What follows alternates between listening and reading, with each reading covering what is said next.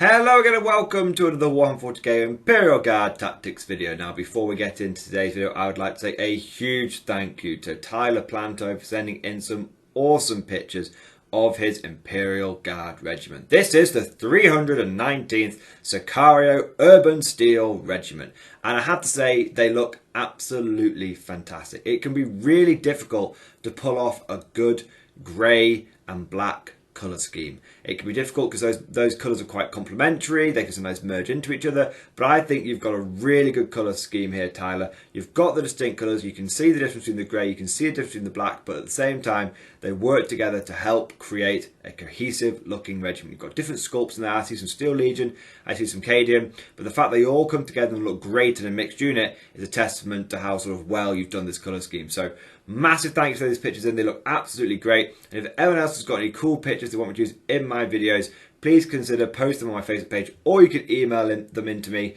at mordianglorytv@gmail.com. And if you're a channel member or a Patreon supporter, then just so you know, you will get priority when it comes to me using community pictures. That's one of the benefits of being a channel member and a Patreon supporter. So without further ado, let's crack on with today's video. Now today guys, I want to talk about some upcoming changes to the core mechanics of Warhammer 40k 9th edition. GW have already hinted at this, but I have some additional information that I think is going to be really important for how, well, not just Imperial Guard players, but how all of us build our armies and are going to be making our forces going forward. So for those of you that don't know, the way that command points work is going to change significantly, and it's going to make a really big impact on the way that you build and design your army lists. Now the first thing that I can confirm, and this is something that GW has hinted at already, is that people are going to be starting with half the CP they currently start with now. So instead of starting with 12, we should be starting with 6. Now that's really going to change a lot of things, like for us guard players, like our pure infantry list. If we only start with 6 command points, then that means that if you run 3 detachments, 3 battalions per se, because you want to take 18 infantry squads, you will start with 0 CP in the beginning of the game, which is really going to limit your ability to take extra relics or extra warlord traits if you've got sounds or anything like that. So that's just something you're going to want to be aware of. Now, it also means, for example, that if the current 365 conscript list of Doom will be impossible to run going forward unless you're willing to not pay for white shields, which is quite a big nerf to that army. It's a shame because the 360 conscript army was really, really cool, but there we go. It doesn't seem like it's going to be a thing going forward.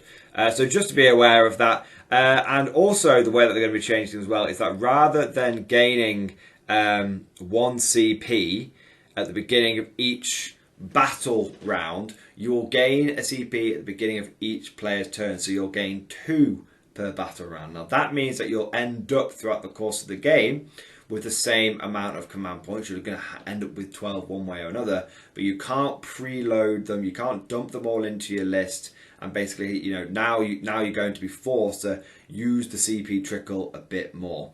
Now, why is GW doing this? Well, there are a couple of armies out there at the moment at the top tier competitive level that are really taking advantage of the ability to just dump CP into like turn 1, into turn 2, and just blast people off the table, and then they won't, you know, then they can't really recover. And GW wants to curb that. For me, I do feel like this is a little bit of a swing and a miss. I think that they should address the armies that are specifically abusing this rather than just flat changing the rest of the game, because this is going to have a big impact on armies like Guard, which is, well, it feels like 2 steps forwards, 1 step backwards. They're giving us these sticking plasters, but then at the same time, they're cutting us to give us another, you know, to give us another nerf. Like I said, this is really going to impact a lot of Guard armies. We're already suffering from just the base game of 9th edition, which is, you know, we need lots of attachments because we're Guard, and now we get punished for that, and now we get punished for it even more. So that's not good at all.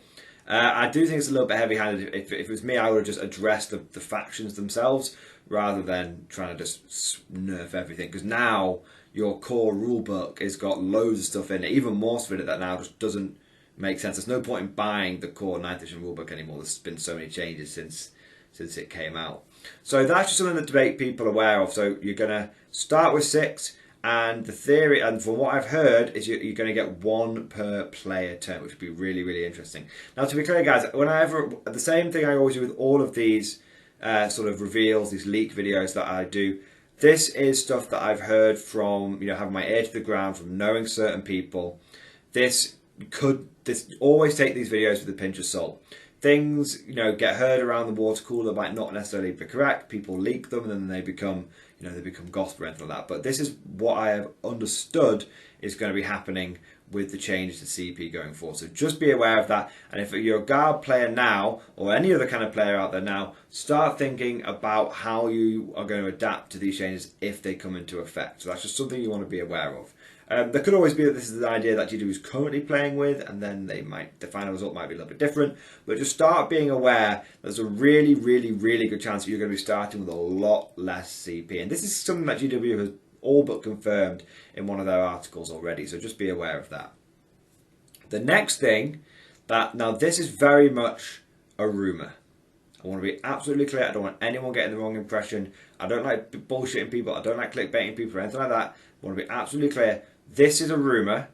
This next bit may or may not happen, but it's something that I thought I've heard from a couple of different sources now, so I thought I'd share it. As always, big pinch of salt with this next bit, guys. I have heard that no longer will factions get, this is across the whole of 9th edition, every army, no one's going to get a free warlord trait or free relic anymore. At all. So what that would mean is that at the beginning of the game, and what I've heard is at the beginning of the game, you're going to have to spend 1 CP, or you're going to spend a CP, and the way it's described to me is you need to spend a CP to get a relic and a warlord trait. Now, whether that means you spend 1 CP for a relic, full stop, 1 CP for a warlord trait, full stop, I don't know. I don't know. It could be that you spend 1 CP and you get access to a free relic and a free warlord trait, and then you spend more CP to get access to more.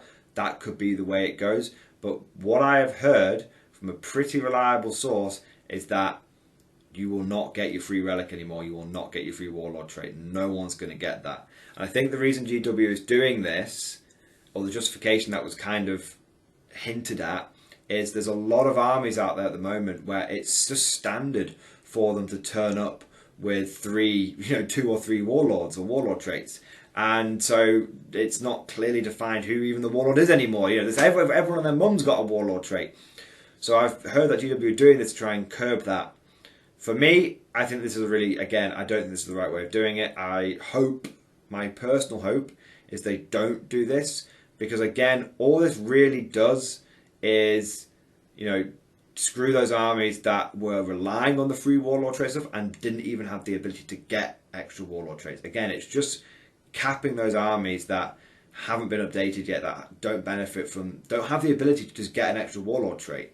So, for example, you're going to have plenty of armies out there at the moment that take 2 warlord traits. They can spend a CP for an extra warlord trait, and they kind of take it because it's a nice to have, but they're not willing, if this change comes into effect, they'll just go, oh, well, I won't bother with this extra warlord trait. I'll just spend the same amount of CP as I was spending, and I'll just get myself a 1 warlord trait that I really, really need.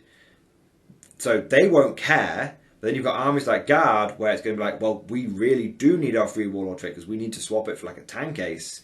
And now, essentially, if you want to get 2 tank aces, this could easily mean you're going to need to spend 2 CP rather than 1 CP, which is a real shame, because we now are going to be, again, more CP behind. So we're going to start with less, which is going to limit our army options. We're then going to start with even less anyway, because we're going to have to spend it to just get a warlord trait, and it's just going to be a bit of a nightmare, really. So I'm not a big fan of these changes. I really hope that these turn out to just be rumours in a funny sort of way. I really hope that's the case. But like I said, this has been bandied around in a couple of chats that I've seen. A couple of reliable sources have said this is kind of the way it's going. So what I thought I'd do is I would get it out there, do a video on it, and see what the community thinks about these potential changes that are coming in. If these all turn out to be a load of baloney, then I want to assure everyone that I have been hoodwinked as much as you guys have been. But like I said, these have come from reliable sources that have been able to, been pretty on the mark so far. So We'll see if that's the case. The one thing that I know for almost 99% of certainty is you're going to start with half the amount of CP. Everything after that, I'd take with a pinch of salt, guys. Like I said, I just want to be 100% clear on that. I don't want anyone to feel like they've been misled or anything. Anyway, hope you guys enjoyed today's video. If you have, please consider giving it a like and a subscribe. And if you've really enjoyed today's video and you want to see me do more content and all that kind of stuff, then please consider becoming a channel member or Patreon supporter. It really does go a long way and allow me to keep doing the Mordian Glory channel. So massive thank you to all the current Patreon supporters. Massive thank you to all the current channel members. You guys know that you value just so highly. But without further ado, hope you enjoyed today's video. And of course, I'll see you guys next time.